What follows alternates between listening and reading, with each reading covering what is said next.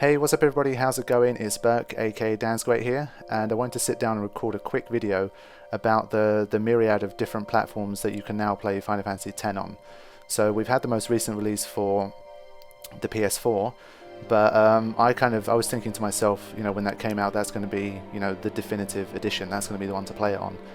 But then I kind of read a few things, I saw a few videos, and it's not quite as good as it might seem. So, with so many options to choose from nowadays, there might be people who want to play this game and they're thinking, well, how should I get into it? Or there's people that, want to spend some money on a copy, maybe they want another copy of the game or something. Where should you be playing this game on? So I kind of sat down and started thinking to myself a list of pros and cons for kind of the main ways that you can play this game. And this video is basically going to be a list of pros and cons that I've come up with off the top of my head. And anything that I've missed out or anything that you want to share from your own experiences, you can feel free to write your own experiences in the comments. But I wanted to share mine since obviously I record so much Final Fantasy X content and I've had a lot of people watch my stuff and ask me about the game and all this kind of stuff. So I figured people might be interested in my opinion on the matter. So what am I going to be comparing? When I say comparing, it's mostly going to be listing. I'm not going to go into deep details like pixel peeping between the emulation version and the PS4 version, etc. This is just going to be a pros and cons format, and basically you can make your own decision based on the information that I've provided you. So we're going to be comparing the original PS2 version, the emulated version that you can play on PS3, on PC, emulation on PC, versus the PS3 version versus the PS4 version. So let's get straight into it with the PS2. The main pros is that, well, the game was originally released on the PS2, so if you want the most authentic, the most original kind of real experience, the realist Final Fantasy X experience, then it's a good idea to play it on the PS2 because that's the console that it was made for. This next one is subjective, but some of the character models look better, the animations and stuff. When they remastered in HD, some of the characters I feel like really improved, like Kimari for example, I think is a lot better. But some of the characters, they just lost something. They looked a bit too kind of robotic, or the character models for Tidus and Yuna especially, they just seemed off, and I didn't particularly like it as much. And especially for Tidus, there was a lot of people that weren't too happy with his character models. So I think a lot of people actually think that the PS2 version has better kind of models, and the animation stuff just work better. It just looks more right in the PS2 version, even if it's kind of lower quality. So that's another pro. Another third pro is the original soundtrack. A lot of people weren't too happy with the remastered soundtrack. So if you want the great original OST, then PS2 is the way to go. But obviously the PS4 version has it too, but we'll get to that. Cons of the PS2, well, now the PS2 is very old. I don't know how many of you still have a working PS2 around. My one, I think I might have one still working. I had two PS2s at one point, but one of them died. One might still work, but I mean they're very old now. And even backwards compatible PS3s from like 2007, they're pretty old as well. So I don't know how many people even still have PS2s. So if you don't have a PS2, then it's a bit of a con. An important one here: if you have a North American copy of the PS2 version, or you only have the ability to play the North American copy, that doesn't have the Dark Aeons or Penance within it. So I would not go for that, because the Dark Aeons and Penance are a worthy addition to this game. So that's a big con. The North American copy not having that additional kind of content is not good. Obviously, visually, despite the character models, etc., it's not going to look as good as the PS3, PS4, and the emulated version. So it's going to be the worst looking one of the bunch. But a lot of people, especially kind of more kind of classic gamers, I kind of came into the game from the PS2 era, so PS2 graphics don't really disturb me so much. But I mean, if you really started your gaming on the PS3, then it might be a bit of a step back, and it might be harder to kind of be absorbed than you are with more kind of recent copies of the game. So that's another one. I think the aspect ratio is a problem too, because I think you can stretch it. I'm not sure how the PS2 deals with a widescreen. So if you have to stretch it, it won't look as good. As far as I know, it's in more of a 4:3 aspect ratio, the original game. So it's not going to be widescreen if I remember correctly. I might be wrong on that. You can correct me. If anyone's playing a PS2 on a widescreen kind of modern TV, I'm not sure how it looks. So that's the PS2. PS3 pros, obviously we have the enhanced visuals. It runs in 1080p. The environments definitely look very nice. Again, obviously the character models thing is debatable, but in general it's obviously, you know, a visual overhaul, and it does look nice. I think the PS3 version, you can turn off the map. You can definitely turn off the map on the PS3, but I'm trying to remember.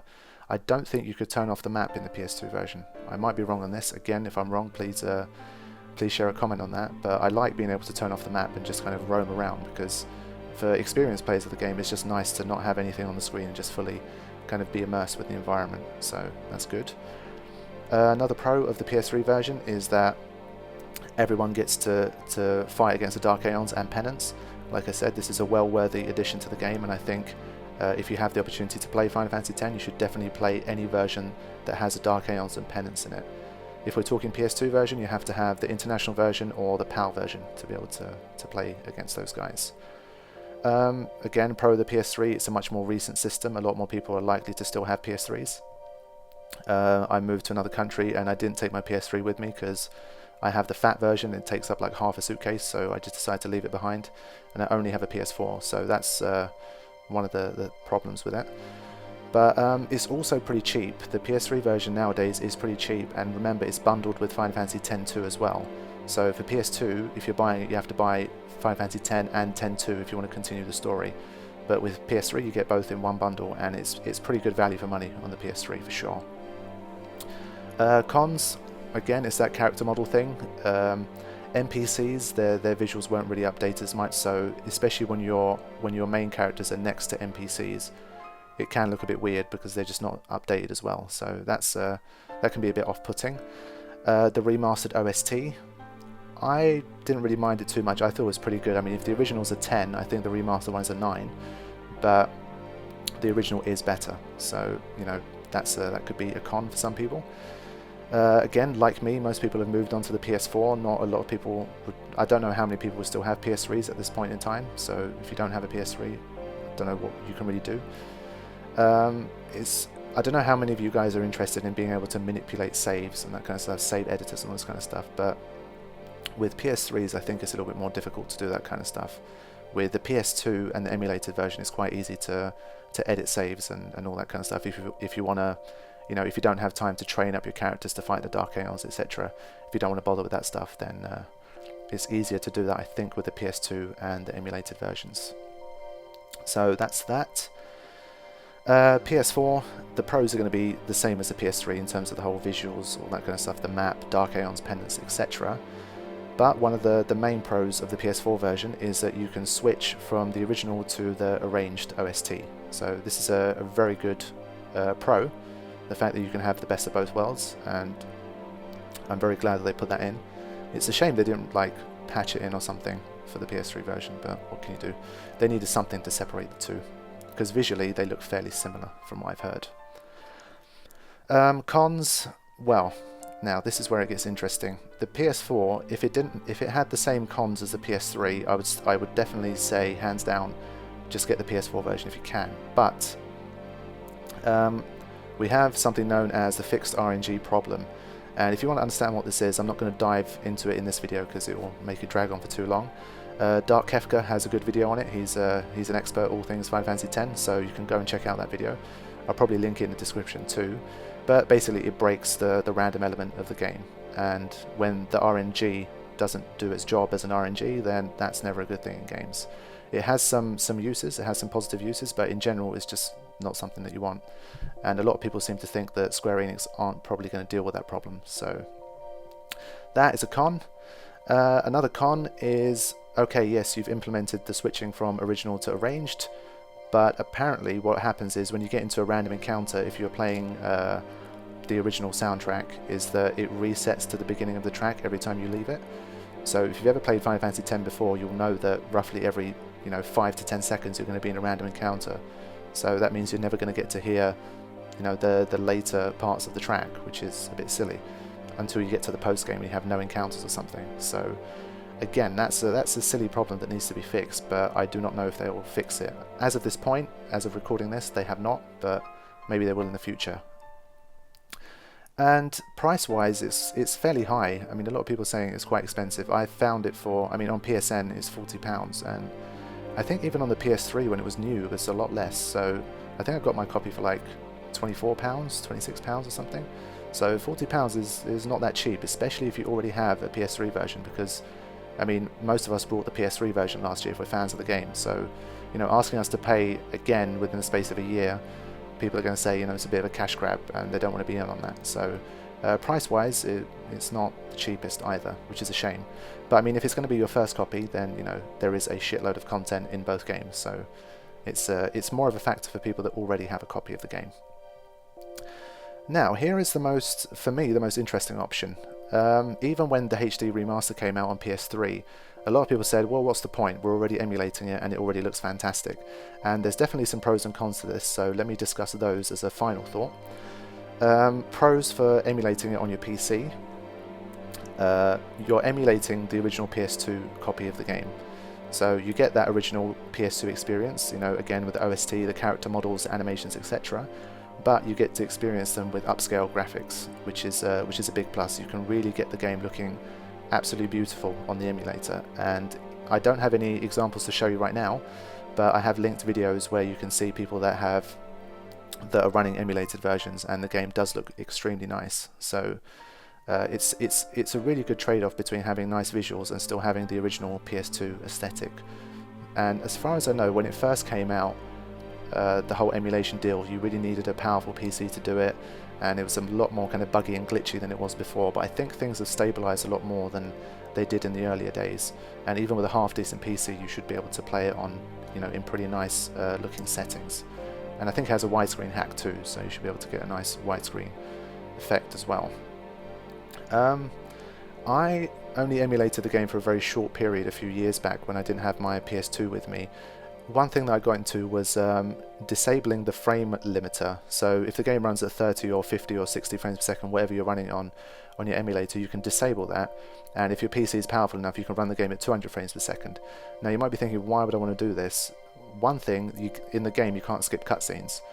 So just for that alone, it might be a good idea if you have like a really long cutscene, for example before a boss battle that you want to try again, you can disable the frame limiter and you can get through cutscenes a bit more quickly. So even that is something that could be considered a plus. You can just toggle that on and off to get through cutscenes more quickly.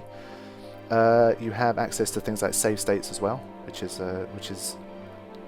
nice. So again, you can have something like that at the start of a boss battle if you don't want to watch cutscenes again, etc. So save states are also pretty cool. When you're emulating, you have access to all versions of Final Fantasy X. You can play the Japanese version, the American version, the EU version, whatever you want. So you can still get access to your Dark Aeons and Penance. You don't need a console. If you have a semi-decent laptop, you can play it on there as well. So as long as you've got a gamepad, you can play Final Fantasy X wherever you want. So it's almost as portable as the PS Vita version, which I'm not going to get into because that one is just so different. It's on a handheld device. So it's a great version. I mean, PS Vita, just, you know, in one line, if you have the money and you have the Vita, just get it. Saves are easy to manipulate on emulated ones as well. And one final interesting pro of an emulated version, as far as I know, is the only way you can play like modded versions of the game. For example, if you Google P. Birdman's Final Fantasy X modded version, it's like a difficult version of Final Fantasy X. I think you can only play it on emulator. So if you want to get into slightly more different variations of the normal game, emulation is the way to go. Cons: you need a decent PC to play it in in nice quality, in a smooth kind of fashion. So as far as I know, really crappy PCs won't be able to run it that brilliantly. As far as I know, if you do your research and you set things up correctly, it should play fine. I mean, even a few years ago when I was playing it, everything was pretty good. There was a few little problems here and there, the odd kind of slowdown in certain situations, but even then it was decent. So I think nowadays with most people's PCs, it should be fine. But again, it's something that you're going to have to research. Another con might be that most of us have our PCs just hooked up to a regular PC monitor and all that kind of stuff. If you're playing it for the first time and you don't need to record it or anything like that, it's nice to just play it on a big screen, whether that be in your living room or in your bedroom, wherever you get to have a nice kind of sit-down cinematic experience. So I don't particularly enjoy playing Final Fantasy X kind of on my desktop computer, so that might be something that might affect your decision. and I guess the cons of an emulator copy. If you do your research into how emulator copies work and how you can get your hands on them, what you need to do to play an emulator copy, then there's a slight ethical issue about supporting the developer, and I don't really need to go too much more into that. Those of you guys that know how emulating works will know exactly what I mean. So that was a quick and general overview. Even that is fairly long. I don't have time to get into anything more than that because I'm very busy at the moment. But I just wanted to share my thoughts on it because there's so many options and they've rolled out so many versions of the game now that people might be confused about what to go for. And especially I wanted to highlight the issues with the PS4 because a lot of people like me might think originally, okay, let's jump on the PS4 version, but it might not be such a clear-cut decision. So yeah, feel free to check any links I've included in the description. They're there for your benefit and to help you make your decision. And if you have anything more to add to discussion, please add it in the comments, and I look forward to reading them. But one thing is clear, this game is a masterpiece. Whatever platform you play it on, you will definitely enjoy it, especially if you haven't played it before or you haven't played it for a long time. You should definitely get back into it. It's a worthy experience, but it's worth doing a little bit of research first before jumping in. Okay, that's all from me. Thanks for listening. Take care.